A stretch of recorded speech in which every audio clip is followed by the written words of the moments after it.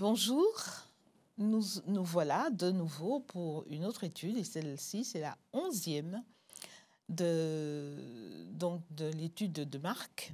Et nous voyons le chapitre 14, qui s'intitule « Arrêter et juger ». Je suis de nouveau avec les pasteurs Goléa et le pasteur Jétro Camille. Bonjour, pasteur. Bonjour. Et donc, je vais vous inviter à prier. Tu veux bien nous conduire en prière? Oui. Merci. Notre Père, nous voulons te remercier pour cette occasion que tu nous donnes de pouvoir étudier ta parole. Nous voulons comprendre, nous voulons méditer sur les événements de la fin du ministère de Jésus sur cette terre et aussi comprendre la signification de ce qui s'est passé pour notre salut. Reste avec nous, inspire-nous au nom de Jésus. Amen. Amen. Nous sommes dans ce qu'on appelle la Passion de Christ. Le chapitre 14 de Marc relate les dernières heures, donc avant l'arrestation, avant la mort de Jésus. Donc Jésus sait que son heure est proche. Il va tenter d'expliquer les choses à ses disciples et nous allons voir justement leur réaction. Alors, je vous invite à prendre le chapitre 14 au verset 1, à partir du verset 1. Nous avons ici deux histoires qui s'imbriquent l'une dans l'autre. À partir du verset 1, il est raconté l'histoire de cette femme, Marie, qui va, à partir du verset 3, hein, Marie de Béthanie, qui va donc verser un parfum de grand prix sur la tête de Jésus. Cela provoque l'indignation de certains qui estiment que c'est du gâchis. Et ma question est de savoir, mais qu'est-ce qui rend si important cet acte de Marie? Pourquoi est-ce que Jésus dit que partout où on prêchera la bonne nouvelle, on parlera de cette femme? Qu'est-ce qu'elle a fait de si important et pourquoi? Je n'ai pas le sentiment qu'elle ait fait quelque chose d'important. J'ai le sentiment qu'elle a dit quelque chose d'important au travers de ce geste. Et ce quelque chose, c'est l'expression, je crois, d'un amour qui renverse la hiérarchie des normes, dans laquelle habituellement, quand tu as quelque chose qui vaut, c'est parce que tu l'as mérité, que tu as fait des efforts pour l'avoir ou que tu en as hérité. Là, elle considère que ce qui est précieux, ça n'est pas le parfum. Ce qui est précieux, c'est ce qu'il y a entre Jésus et elle, et ce parfum n'est que le signe, que le symptôme de ce qui existe entre Jésus et elle. D'ailleurs, j'ai eu l'occasion de me poser la question, un jour, en me regardant dans le miroir et en étant désespéré, je me demandais, mais qu'est-ce qui mériterait d'être sauvé dans Jétro Camille ou dans Marthe Oculi ou dans Gabriel Goléa? Qu'est-ce qui mérite vraiment d'être sauvé?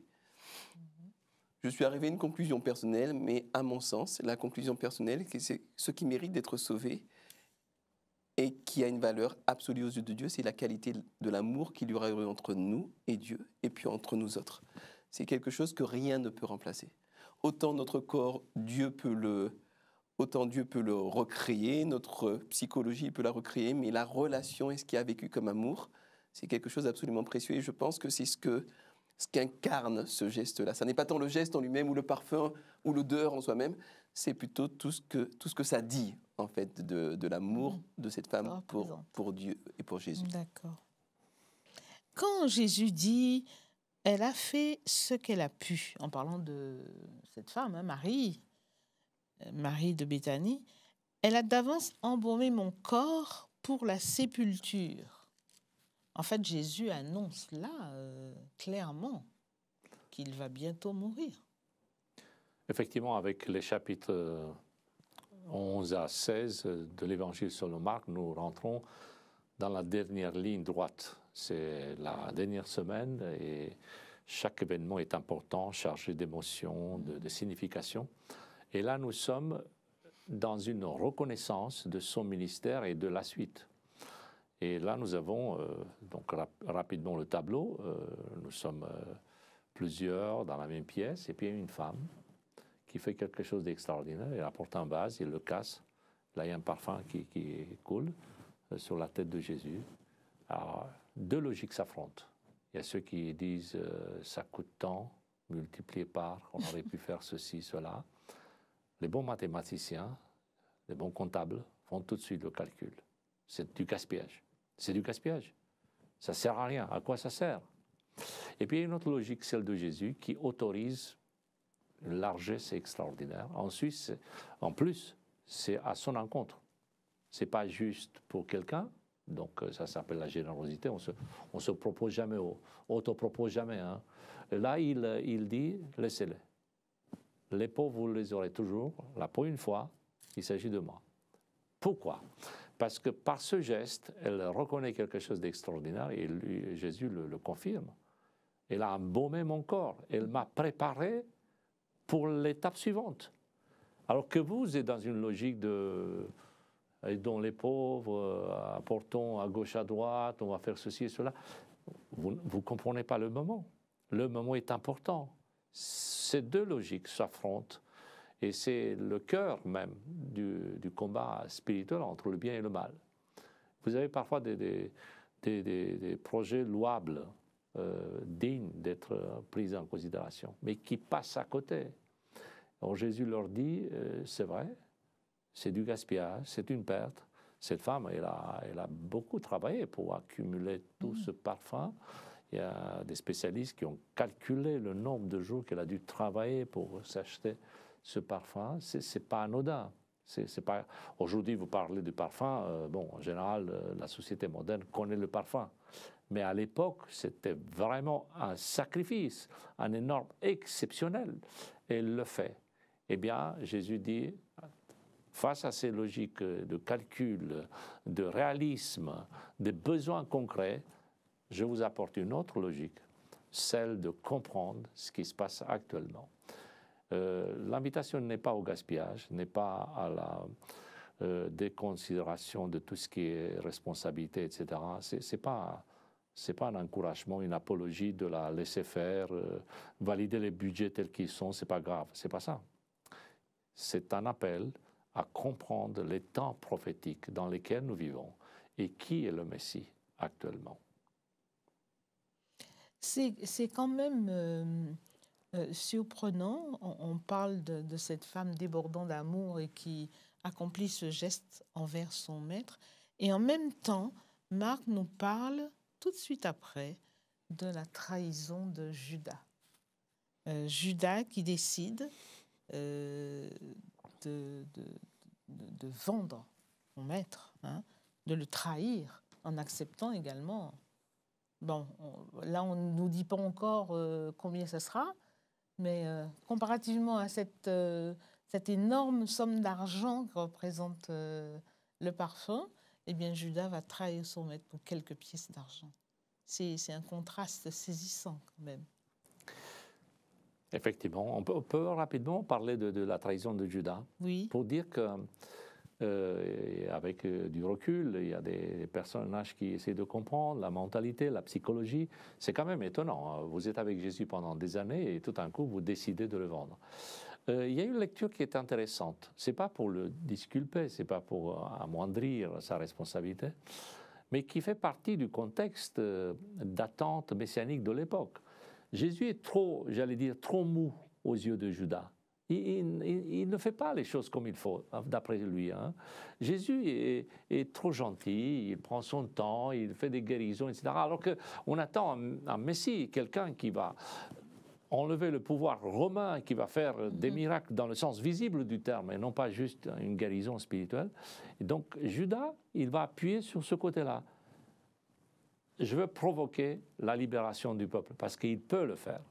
Donc il va accepter de rentrer dans une logique de trahison, en espérant que Jésus va être provoqué, et il va se délier, il déployer ses pouvoirs, et là, éradiquer l'ennemi. Il va se manifester comme Messie, le vrai, en tout cas, celui que Judas attendait. Or là, peut-être, pas seulement que Jésus ne fait pas ça, mais Judas rentre dans une description prophétique qui était déjà prévue aussi. Oui, oui. Mais D'ailleurs, il est précisé au verset 10, à la fin du verset 11 même, et Judas cherchait une occasion favorable pour le livrer. Donc, il avait bien mûri. oui, mais quand les choses ne se passent pas comme prévu, finalement, l'argent ne l'intéressait pas. Ça n'est clairement pas pour l'argent qu'il a fait cela, puisqu'il va jeter les pièces d'argent. Reprenez votre argent, dira-t-il. Cela montre bien quelque chose, et c'est que quand on veut faire entrer Dieu dans nos plans, à toute force, d'une certaine manière, on va le trahir. Comme Judas qui voulait d'un Messie guerrier, conquérant, qui débarrasse Israël de la domination romaine. Il trahit Dieu. Et ça peut arriver à n'importe lequel d'entre nous. Et je pense en particulier à la manière dont nous enseignons nos jeunes, qui peuvent parfois, dans certains cas, être des trahisons de ce que Dieu est, de qui Dieu veut être pour nos jeunes.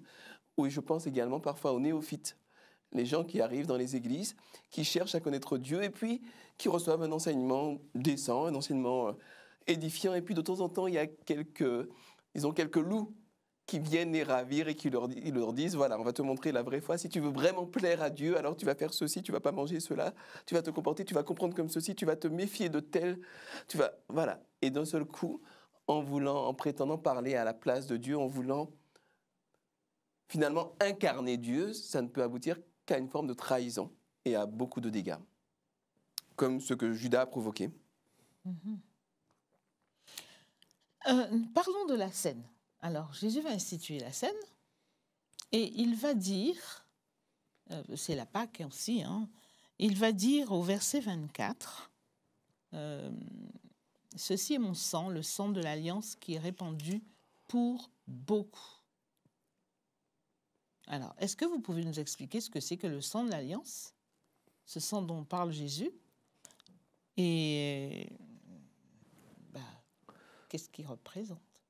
Alors, nous sommes dans le cadre de la Pâque juive. Effectivement, Jésus rentre dans toutes les prescriptions qui sont données au peuple d'Israël. Effectivement, un rappel à ce qui s'est passé en Égypte, la sortie d'Égypte, où il y avait un agneau, un animal qui était sacrifié et qui symbolisait la rançon, le salut, le rachat et la libération. Donc, autour de cet agneau, il y avait plein de prescriptions. Vous vous souvenez, le pain sans levain. Et même aujourd'hui, il y a des reconstitutions de ces cérémonies. On peut reconstituer plus ou moins la Pâque de l'époque. D'abord dans un contexte plus modeste, la sortie d'Égypte, et plus tard, un peu plus élaboré, lorsque le peuple est arrivé dans la terre de Canaan, où il y a l'accomplissement de tous ces promesses. Et Jésus, donc, dans cette semaine de la Passion, il est dans cette ambiance où les disciples cherchent, se préparent, on attend la Pâque, et c'est dans ce cadre-là que Jésus prend des éléments et qui institue, et pour le pain et pour le vin, deux moments importants, forts, qui changent dans le sens que ça fait sens. On n'a plus l'agneau parce que l'agneau est là.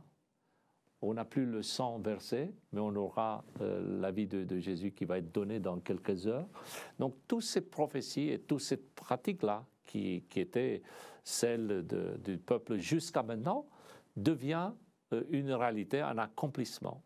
Et dans le sang de l'Alliance, ça fait allusion au passage de l'Exode, où effectivement, nous nous rappelons qu'à la sortie d'Égypte, il a fallu avoir un cérémoniel pour marquer la fin de la captivité, mais aussi arrêter toutes ces tribulations qui sont liées justement à l'entêtement de Pharaon, les 10 plaies par exemple, et aussi la force, la puissance d'un Dieu qui va vaincre et qui va sortir le peuple d'Égypte pour l'amener dans la terre promise. Mais alors cette scène-là que Jésus va instituer, si je comprends bien, c'est quelque chose de très important pour la foi chrétienne, pour les chrétiens qui veulent manifester leur foi. Comment peut-on impliquer plus de membres d'Église à participer à cette Sainte Seine, à célébrer la Sainte Seine? Spontanément, je verrais deux versants à cette question-là. Premier versant, c'est enseigner une saine théologie, une théologie de la grâce, une théologie du pardon, une théologie dans laquelle l'être humain n'échappe pas à ses responsabilités, mais est quand même couvert de la grâce de Jésus-Christ. Deuxième versant, me semble-t-il, est tout aussi important, c'est au niveau des églises, améliorer la qualité des relations entre membres d'église, en ce sens que je peux, parce qu'on est amoureux des discours, hein, on est amoureux de la théologie, on évoquait tout à l'heure, on est très fort pour parler, mais quand il s'agit d'avoir de bonnes relations, de dépasser les conflits, de s'accueillir les uns et les autres, il y a toujours du travail à faire, toujours du travail à faire. Et je crois que dans l'Église adventiste, il y a quelque chose de relativement rare dans le monde chrétien, qui est le lavement des pieds, hein, qu'on fait notamment au moment de la Sainte Seine, Oui. qui symbolise la volonté d'avoir d'excellentes relations et un très bon niveau d'engagement réciproque au service les uns des autres. Si cela est mis en place par des séminaires, par de la formation, par des moments spirituels également, je pense que les moments de Sainte Seine seront des moments encore plus forts, encore plus attractifs, encore plus puissants. Donc pas juste le rite pour le rite, mais le rite qui rentre dans une dynamique spirituelle, donc pour la théologie, et relationnelle, donc psychologique, globale. Juste ajouter que, effectivement, quand on comprend le sens d'un rite, d'un geste, d'un acte, on a du plaisir, on est privilégié de l'avoir. Je vous donne une astuce personnelle. Imaginons, c'est vraiment ce n'est pas une hérésie, c'est juste un exercice pédagogique. Imaginons que pour les 10 commandements, Dieu aurait dit je vous les donne, je vous conseille d'appliquer, d'obéir, mais vous êtes libre de ne pas obéir. La Sainte Seine, voilà ce que vous devez pratiquer, mais vous êtes libre de ne pas le faire. Est-ce que je le refais à ce moment-là? Est-ce que j'aurais obéi aux 10 commandements? Est-ce que j'aurais observé le sabbat? Si j'avais cette formulation du style « je te conseille », mais ce n'est pas obligatoire. Est-ce que là, il n'y aurait pas la matière à comprendre la signification? Et c'est dans ce sens-là que nous devons nous approcher et non pas le faire parce que Dieu l'a dit, ben, écoutez, il y a la Sainte Seine, il y a le lavement de pieds, et puis on fait des petites blagues du style « ah, l'eau est froide, non, elle est chaude », enfin, qui sont tellement loin de cet univers où je suis appelé à me mettre en diapason avec ce que Jésus a fait pour moi. Et c'est des moments extraordinaires où je refais toute l'histoire. Il y a un moment de communion avec moi-même, avec Dieu, avec mon prochain. Et donc j'attends avec hâte. Donc quand on met du contenu dans cet acte-là, c'est clair que je n'ai qu'une envie de le faire. En revanche, si c'est juste un rite qui arrive tous les 2-3 mois, une fois tous les je ne sais pas combien de temps, ben je le fais, je coche, enfin, et puis je continue ma vie. Voilà, c'est ça le défi pour y arriver, et puis se poser la question, pourquoi je ne suis pas en mesure de le faire? Qu'est-ce qui m'empêche? Pourquoi ne pas se poser cette question? En tout cas, merci, vous avez donné quelques idées, hein, maintenant, il faut s'appliquer. Jésus tente en tout cas d'expliquer les choses à ses disciples en citant plusieurs fois les prophètes, la loi de Moïse, les psaumes, etc. Comme je frapperai le berger, les brebis seront dispersées, ou alors d'autres choses, d'autres déclarations de ce genre. Mais on a l'impression qu'ils ne saisissent pas vraiment la portée. Que peut-on dire de cela? Parce que, autant au vu de leur réaction, est-ce qu'ils avaient vraiment compris? Comment l'aurait-il pu? Comment l'aurait-il pu? C'est tellement contre-intuitif et c'est tellement contre tout ce qu'on nous a enseigné. Quand on lit l'Ancien Testament, l'histoire de David, l'histoire de Job, on se rend compte qu'il y a un système de croyance très ancré qui est que quand tu te comportes bien, quand tu es juste, le Seigneur te protège, le Seigneur te bénit, le Seigneur te rend prospère. Il y a même dans le Deutéronome, chapitre 28 et 29, une énumération extraordinaire de bénédictions si on suit le Seigneur. Et une énumération de malédictions calamiteuses si jamais on ne suit pas le Seigneur. Et Jésus est le juste parmi les justes. Jésus semble être l'envoyé de Dieu. Comment peut-on concevoir qu'il va être exécuté comme un malfaiteur et que ses disciples vont être dispersés? C'est inconcevable. Donc, il est facile pour nous d'avoir la lecture prophétique a posteriori, puisqu'on a déjà, le dénouement, on a la dernière page de Marc, on sait comment les choses se terminent, et puis on a l'Apocalypse qui nous dit comment les choses se termineront dans le futur. Mais à l'époque, c'est tout à fait inconcevable, c'est inimaginable, d'autant plus qu'on est également dans une conception d'un Dieu qui rétribue quasiment mécaniquement les bons et les méchants. Donc, pourquoi est-ce qu'une calamité pareille arriverait à Jésus, même s'il l'annonce? On va peut-être avoir une lecture allégorique, une lecture, il parle en métaphore, il parle en image, mais c'est lui qui va restaurer le trône de David en Israël, donc ça ne peut pas lui arriver. Comment vraiment le croire? En tout cas, pour ma part, je ne sais pas si j'aurais fait tellement mieux que les disciples. Je ne crois pas. Justement, les disciples, on les voit à chaque page des évangiles. On ne va pas les accabler, mais ils sont toujours en décalage. Même la nuit, Gethsémane, le jardin, c'est la nuit de l'univers. C'est la nuit la plus sombre de l'histoire de l'humanité. Là, il y a un combat terrible. Ça se joue à quelques secondes. Pour la victoire, pour le combat final, pour tout ce que vous voulez. Jésus est dans un combat énorme. C'est notre salut qui est en jeu. Et ils dorment. Je ne veux pas les accabler, mais ça s'explique. Par trois fois, oui, Jésus vient il revient, ils sont toujours là. Mais ça s'explique. Jésus avait un exercice permanent de prière, donc c'est une des nuits comme d'habitude. Jésus le prie. Mais ils ne saisissent pas que c'est une nuit particulière, au point que, allons-y, c'est bon, celui qui va me livrer, il va me livrer, c'est fini, c'est bon. Et Jésus va dire au verset, toujours le chapitre 14, au verset 26, « Père, toutes choses te sont possibles. Abba, Père, toutes choses te sont possibles. Éloigne de moi cette coupe. Toutefois, non pas ce que je veux, mais ce que tu veux. » Cela dénote un combat, une lutte presque surhumaine, quoi. Pour nous qui lisons les évangiles, nous connaissons la suite, nous connaissons l'issue. Et nous avons l'air de regarder quelque chose, mais au fond de nous-mêmes, on sait comment ça se termine. Ce n'est pas le cas ici, et nous savons que ce n'est pas une mascarade, ce n'est pas un semblant, ce n'est pas une pièce de théâtre. C'est pas on fait semblant, mais on sait comment. C'est un peu comme dans un roman, dans une histoire, on connaît la suite, on connaît la fin. C'est pas du tout ça. Et à chaque instant, le combat est véridique, authentique, et il peut basculer.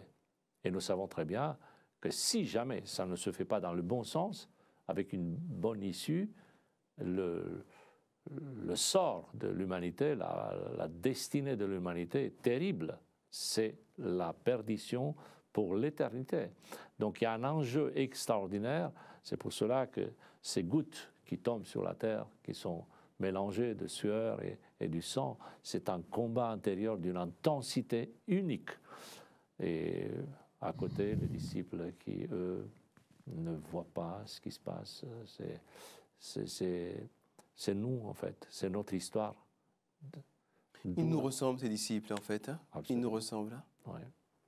Mais Jésus, dans ce moment d'angoisse et de frayeur, avait besoin de soutien, de réconfort qu'il n'a pas trouvé. Il a également fait cette prière à son Père qui n'a pas été exaucée. Nous savons que c'est notre salut qui en dépendait. Mais justement, comment expliquer ou comment consoler ou réconforter quelqu'un qui n'a pas eu de réponse favorable de la part de Dieu? Mais est-ce que Dieu a répondu négativement à la prière de Jésus? Je mets cela en parallèle avec un texte biblique dans lequel Jésus dit « Personne ne me prend ma vie, mais je la donne de moi-même ». Ça veut dire que le sacrifice qui nous sauve est un sacrifice qui doit venir de Jésus lui-même. C'est un sacrifice qui ne va pas sans la lutte que tu as évoquées, sans les affres, sans l'angoisse.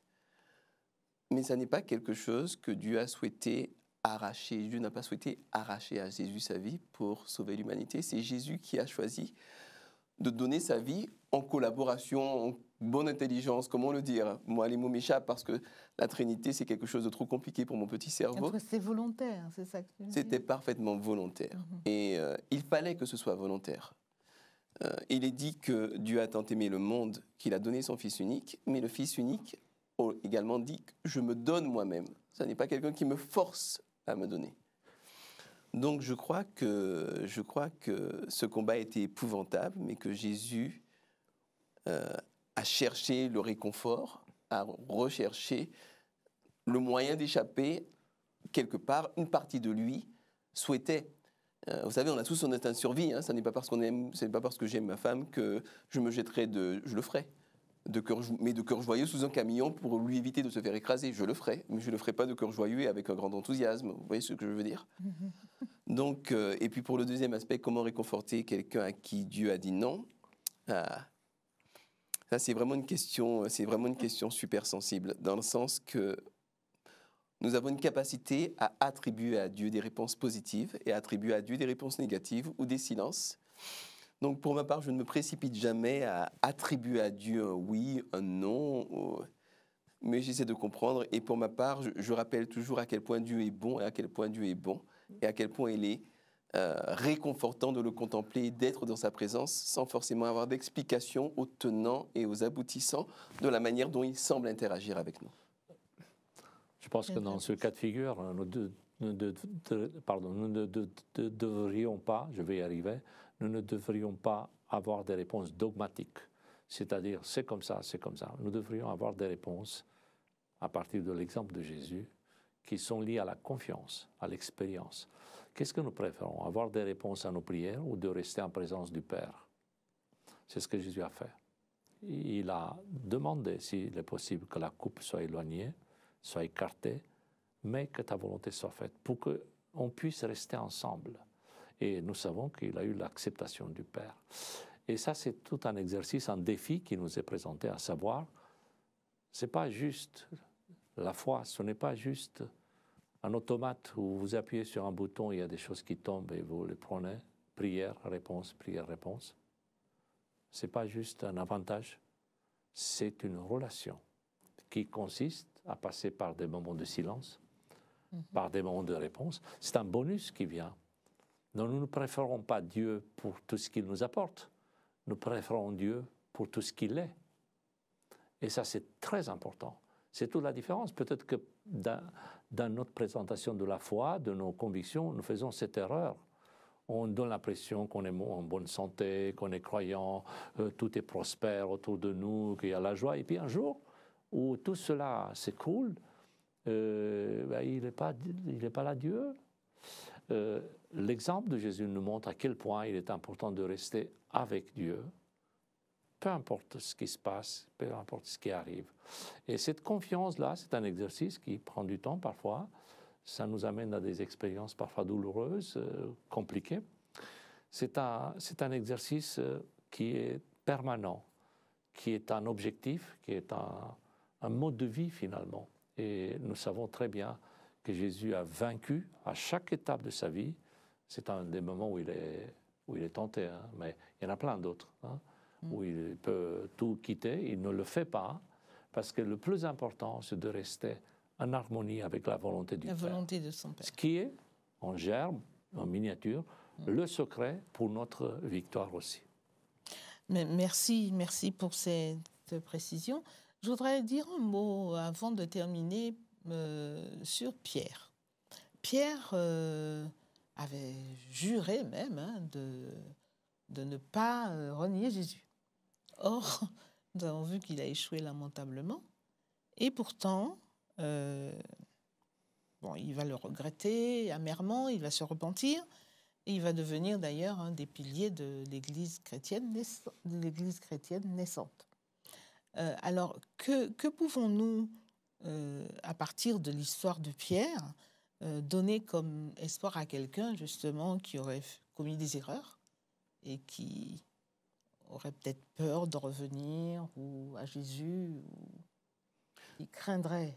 C'est pour ça que j'aime la Bible, c'est que les gens de la Bible, je peux m'identifier tellement facilement à eux. Je m'identifie pas mal à Jonas, le prophète Jonas, le plus raté des prophètes. Celui qui fuit Dieu, qui fuit la mission et qui finalement se retrouve à l'insu de son plein gré, l'outil que Dieu utilise pour sauver 40 000 Ninivites. Je m'identifie assez bien à Pierre. C'est facile de proclamer l'amour de Dieu du haut de la chair et puis d'avoir des frères et des sœurs qui disent Amen d'un air convaincu. C'est facile quand il s'agit de proclamer l'amour de Dieu par chaque geste à la maison, avec les enfants. Parfois, les enfants usent la patience.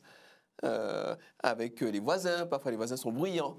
Voilà, c'est tout autre chose, quoi. Donc cet exemple de Pierre, je trouve magnifique et je me réjouis profondément qu'il y ait ce texte dans la Bible parce que cela montre que ça n'est pas ta prétention, ça n'est pas ma prétention qui compte, ça n'est pas l'image et l'imaginaire que j'ai sur moi-même et tout ce que je peux vouloir incarner.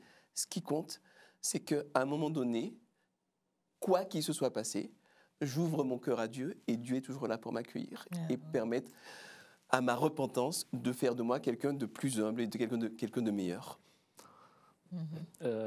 On ne peut pas mettre des points et des notes aux disciples, mais quand on compare Pierre et Judas, ils ne sont pas très loin. Et Pierre, on peut dire qu'il fait pire. Parce qu'il le renie. C'est quelqu'un qui, je ne le connais pas. Il dit, je ne le connais pas. Il est capable de dire ça alors que c'était un des bras droits, si vous voulez. Et pourtant, il dit, je ne le connais pas. Il change même d'accent. Vous voyez, je parle comme au nord. Chez nous, c'est autre chose. Ce n'est pas Jérusalem, c'est la Galilée. Il est capable de tout. Mais la grande différence, contrairement à Judas, qui était imbibé par un orgueil excessif, qui ne pouvait plus se pardonner ce qu'il avait fait, Pierre, il rentre en lui-même, la teshuva, il se repent et il jette tout aux pieds de Jésus. Et quand Jésus le regarde, et plus tard il dira, dites aux disciples et à Pierre, pour lui ça y est, c'est bon. Et il reviendra un des 12, enfin 11 maintenant. Et c'est la grande possibilité que nous avons de présenter ce message de pardon, mais en passant par là, pas un pardon du style nappe ou couverture. Vous mettez-vous un pardon. Il y a quelqu'un qui fait une erreur et vous dites « Ah ben non, c'est pas grave ». Oui, mais la personne, elle sent que c'est grave. Pierre est passé par ce processus très important, étape après étape, et il est réhabilité parce que c'est Jésus qui le regarde. Ce n'est pas les disciples qui lui disent « c'est pas grave ». C'est Jésus qui le réhabilite. Et il est important de voir cette comparaison entre le comportement de Judas et Pierre dans ce contexte-là, effectivement pour dire que le pardon est possible, que le retour est possible. Personnellement et très modestement, je loue le Seigneur à chaque fois que je vois autour de nous, dans nos églises, dans nos communautés, des personnes qui reviennent à Jésus et qui disent « pardonne-moi », on tourne la page, on commence à zéro. C'est exceptionnel, c'est d'une beauté, d'une force qui est un encouragement pour chacun d'entre nous. Eh bien, je vais vous remercier déjà, Pasteur Goléa et Pasteur Camille, pour ces échanges intéressants. Nous rappelons que tout dans l'histoire de Jésus que nous voyons par les écrits de Marc nous rappelle que Jésus s'est offert volontairement pour chacun de nous, pour moi, pour vous, pour l'humanité. Et il l'a fait par amour. Alors allons-nous résister à cet amour? Voilà, alors cette étude est terminée, chers amis, et je vous invite, si vous n'êtes pas encore abonné, à vous abonner et à liker cette vidéo pour ne rien rater. Je vous souhaite une bonne semaine et à bientôt. Au revoir.